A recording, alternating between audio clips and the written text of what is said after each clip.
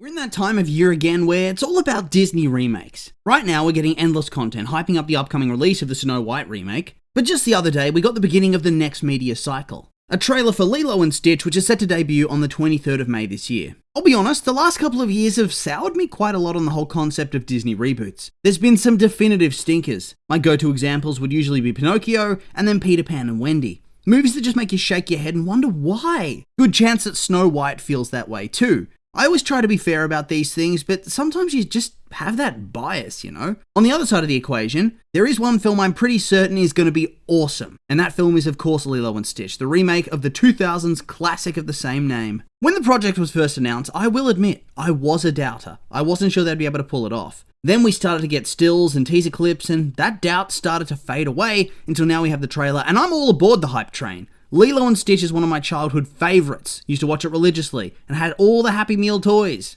Had my Cobra Bubbles figure, had my Stitch toy with the movable ears and the jaw that would open and you press down all the teeth it clamps your hand.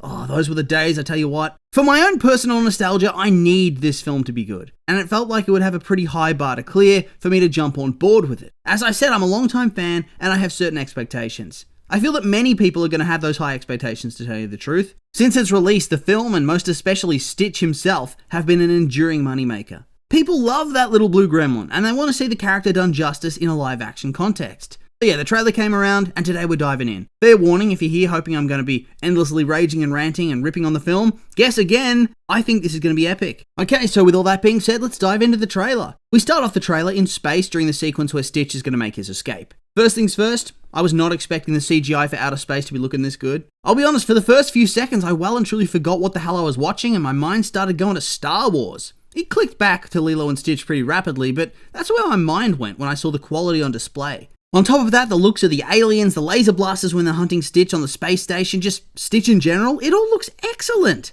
Plus, I think they've done some great casting here. Hannah Waddingham is just a great choice in my opinion. And if they were ever going to get any of the OG voices to come back, it had to be Stitch. It just had to be. No matter how good any of the other elements of the film would have been, if they didn't have the OG, none of it would matter. The film would never be the same. Thankfully, we don't have to worry about that because Chris Sanders is back and he's doing the voice. I can already see that the opening section in space is going to be really awesome. High octane, well crafted and funny.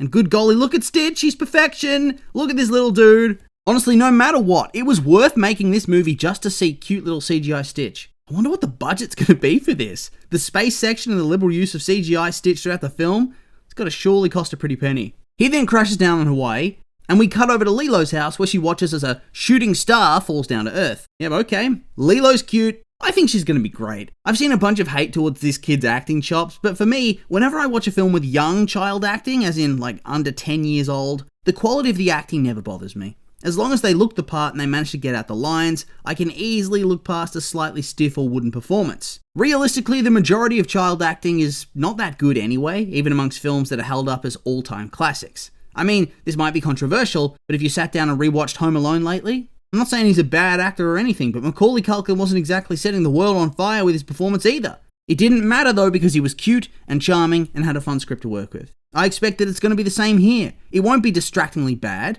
And I think if you can get through watching the likes of Harry Potter and the Philosopher's Stone, or Sorcerer's Stone for the Americans, then I'm sure you're going to be able to survive an even younger actress. If you can give them grace, you can spare some for this kid too. We get the shot of Stitch laughing after he gets out of the crashed ship, and a decently funny reaction shot to that. Honestly, that's probably one of the best parts of the original movie. That Stitch exists and looks completely unlike anything anybody's ever seen before, and everybody would just not accept it. At the same time, though, they just have to keep going about their day, pretending like this is a dog. And I just find it very funny. They have this guy with his WTF reaction shot to what I assume is Stitch climbing out of the crashed ship, but then they have it later on again when we get this movie's interpretation of the fat guy who drops his ice cream. This time, it's a different fat guy who drops his shave ice when he notices the warp portal with Jumper and Pleakley, with Pleakley's disguise hologram fading away and exposing his true alien form. So, they've showed him off. I'll be honest though, I hope that's not a one and done appearance from this guy. He needs to be appearing throughout the film, constantly being interrupted from getting his sweet treat. That's what makes it funny. We then get a brief look at the adoption of Stitch scene. I know people don't want shot-for-shot remakes with everything being the same, and neither do I, but I do hope they include the part where there's a huge number of dogs that Lilo can adopt, but they're all hiding because Stitch is so freakish and he terrifies them by existing. Also, the scene where he meets Lilo for the first time in the trailer? I get it. He is cute. He is fluffy, just like she says. Looking back on the cartoon version though, he seems way creepier there in those scenes, but here, nah, he's just adorable in every way. We then have a pretty funny scene where I feel like Stitch straight up murders somebody. Coming back from what I assume is the adoption, he's sitting in the car with Nani and Lilo, and he's going nuts. He's crawling all around, he's leaning out the window, he's getting up on the console, then he gets a CD out of the player and frisbee tosses it out the window at the car behind it. It's a throw so strong and accurate that it nails a moving car, smashes the window, and hits and potentially even kills whoever's driving. Woof! Bad luck to that man. Also, I know it's due to perspective with the camera angle and the size of Stitch's hand compared to it, but did that disc look absurdly massive to anybody else? Another thing I'm really hyped by is the fact that this movie seems to have been able to maintain the tone of its predecessor.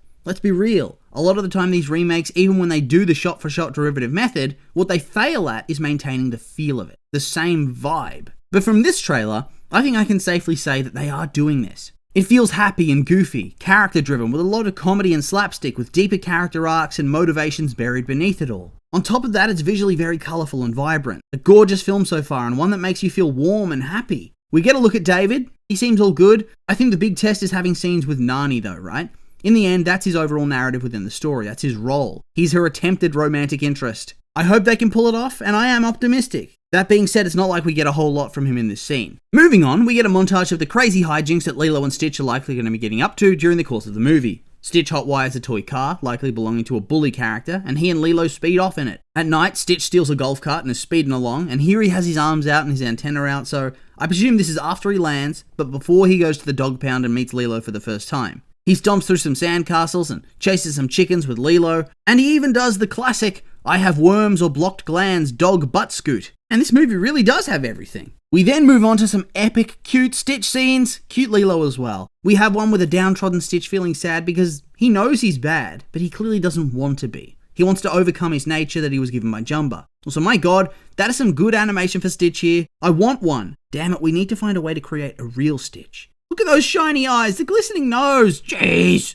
Or the part where Lilo kisses him on the nose and it's like the affection blows his mind. He tries to say family, and then he also chugs a lava lamp. As you do. Oh, I love it. I love it. It looks so fun and endearing. I want more. People are talking about how Lilo is being too cute and sweet, and that she needs to be a little shit for her character to work. I say, I think it's still early days. We're only seeing a couple of scenes. There's plenty of time for them to take that route with her character if they want to. But in the end, I think as long as they portray that family stress and the fact that Lilo feels like an outsider and doesn't fit in properly, it'll be just fine. It'll work. We get a brief look at Cobra Bubbles.